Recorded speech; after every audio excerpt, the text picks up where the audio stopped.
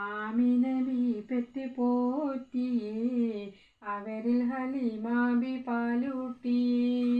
ആ തിരുനൂറിൻ കാരുണ വിജയം മുത്ത് റസൂലുള്ള, അവരിൽ സല്ലി സലാത്തുള്ള. ആമിനബി പെറ്റ് പോറ്റിയേ, അവരിൽ ഹലീമാബി പാലൂട്ടിയേ.